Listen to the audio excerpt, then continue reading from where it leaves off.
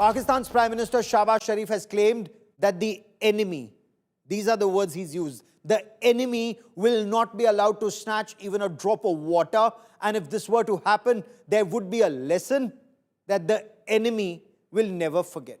General Asim Munir, or failed Marshal Asim Munir, was earlier quoted saying Pakistan would launch multiple missiles in case India were to build a dam on the Indus. Pakistan's former Foreign Minister Bilawal Bhutto Zardari too had echoed words to this effect. Remember, but even a terrorist in Pakistan, a UN-designated global terrorist, Hafiz Mohammad Saeed, had threatened to nuke India in case Indus waters were dammed or stopped from Pakistan, or words to the effect कि पानी नहीं तो खून बहेगा.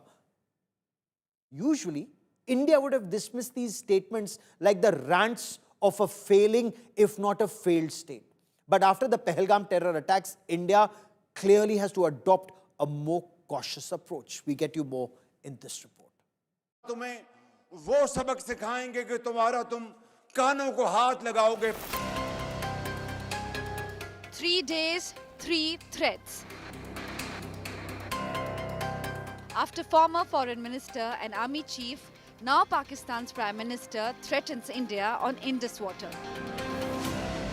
हमारा पानी बंद करने की धमकी देते हो तो ये बात ज़हन में रखना कि पाकिस्तान की एक बूंद भी तुम पाकिस्तान से छीन नहीं सकते.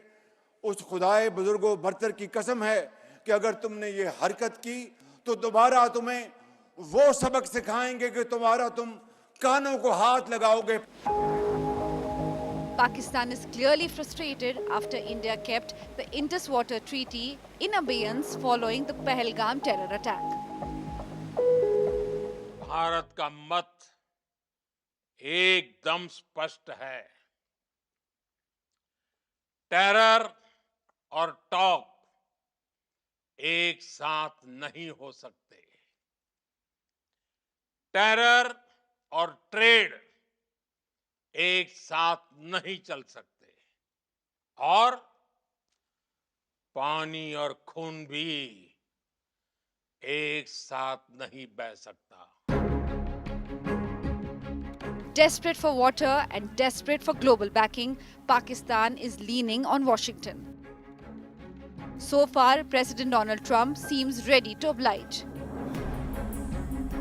From Asim Munir's nuclear threat against India on American soil to joint counter-terror talks that skipped any mention of Pakistan's terror export, of late, the US has turned a blind eye to transgressions by Islamabad.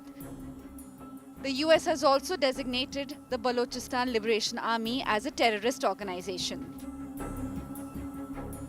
The United States and Pakistan reaffirmed their shared commitment to combating terrorism in all its forms and manifestations during this latest round of the talks in Islamabad.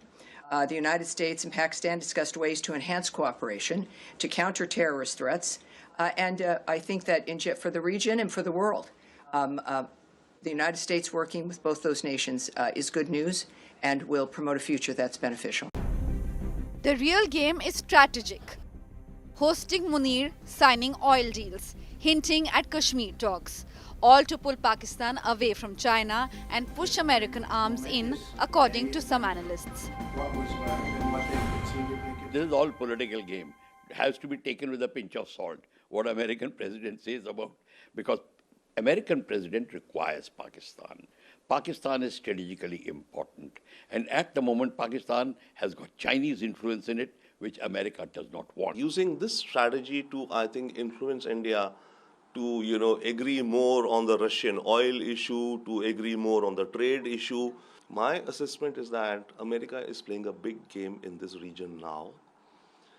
And they've decided that Pakistan will be their pawn, of course, or their hired, facility. India isn't fooled. New Delhi has time and again reminded Washington you can't fight terror while backing its fountainhead. And as Pakistan threatens water wars, India's silent response speaks louder. No water till terror ends. Bureau Report, India Today.